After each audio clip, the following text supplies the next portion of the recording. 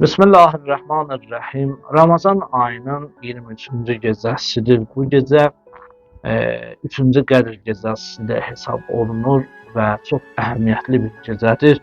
İslam tarixində bu gecə bir neçə mühüm hadisə ilə bağlıdır.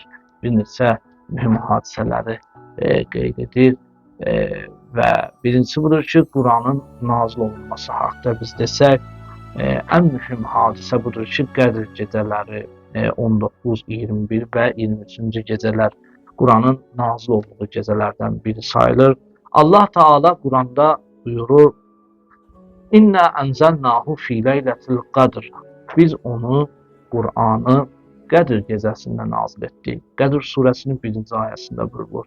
23-cü gecə Quranın tam şəkildə Lövh-i Məhfuzdan dünya səmasına nazil olduğu gecə kimi də qəbul edilir.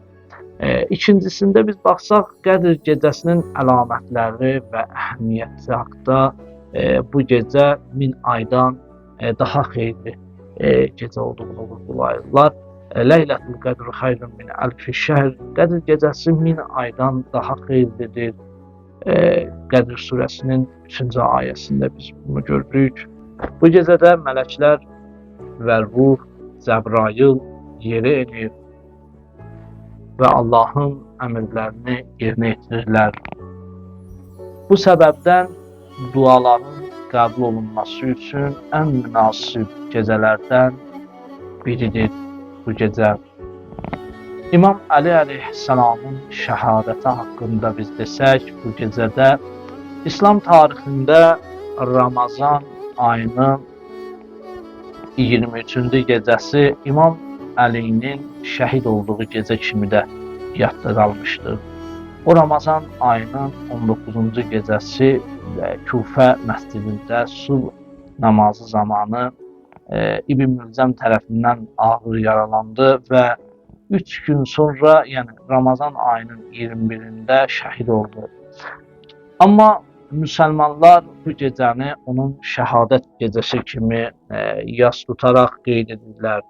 Bu gecə eyni zamanda İmam Əli əleyhissalamın son vəsiyyətlərinin tam şəkildə icra olunduğu və onun cənazəsinin gizli şəkildə dəfn edildiyi bir zamana təsadüf edilir. Dördüncüsü budur ki, ilahi qəza və qədərin müəyyən olunması.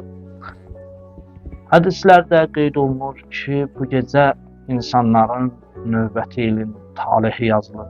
İnsanların ruzisi, ömrü, sağlamlığı və digər mühüm məsələləri Allahın iradəsinə uyğun olaraq təyin edilir. Bu səbəbdən möminlər bu gecəni ibadət, dua və bağışlanma diləmək üçün xüsusi əhəmiyyət hesab edirlər. Beşincisi, İslam Peyğəmbəri və imamların tövsiyələrinə bir baxırıq.